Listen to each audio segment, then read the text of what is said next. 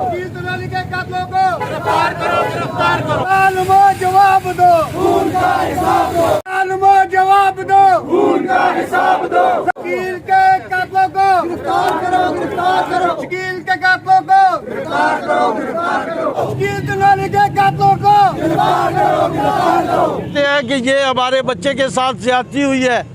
اور اس بچے کو قتل کیا گیا ہے، تو پھر جس شخص پر یہ الزام ہے اس کی انکوائری کروائیں اور اس کی انکوائری کروا کر ایک جوڈیشل کمیشن بنائیں جہاں پہ یہ انکوائری ہو اور لوگ یہ دیکھیں کہ پاکستان میں انصاف ہوتا ہوا نظر آئے اور ہم دیکھیں۔ اور ہم یہ چاہتے ہیں کہ یہ اگر کوئی قاتل ہے تو اس قاتل کو سرے بازار پھانسی بھی دی جائے، اگر کسی نے کسی کو لوٹا ہے تو اس کو سرے بازار سزا دی جائے، اور اگر یہ کام نہیں ہوگا تو پھر پاکستان وہ پہلے والا پاکستان نہیں رہا، یہ پاکستان اب نیا پاکستان ہو کے آ گیا ہے، اور یہاں کے لوگ اپنے حقوق لینا اور اپنے حقوق کے لیے جدوجہد کرنا یہ جانتے ہیں اور یہ سمجھتے ہیں۔ اگر کوئی جج ہے تو وہ بھی ایک شہری ہے ہماری طرح کا،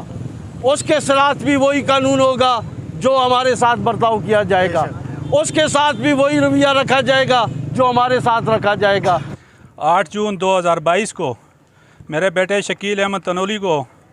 رات 1 سے 2 بجے کے درمیان پاکستان کے دارالحکومت اسلام آباد میں شہید کیا جاتا ہے، جن سے تھوڑی ہی فاصلے پر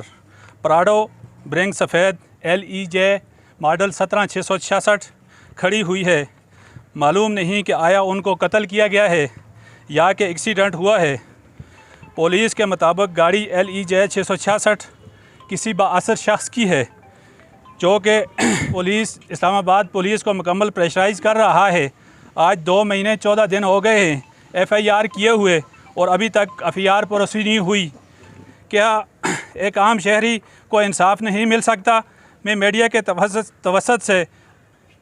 اپیل کرتا ہوں کہ بااثر شخص کی بیوی کو گرفتار کیا جائے اور قانون کے کٹہرے میں لایا جائے۔ اگر مجھے انصاف نہ ملا تو میرے ہزارہ کی ساری اقوام انشاءاللہ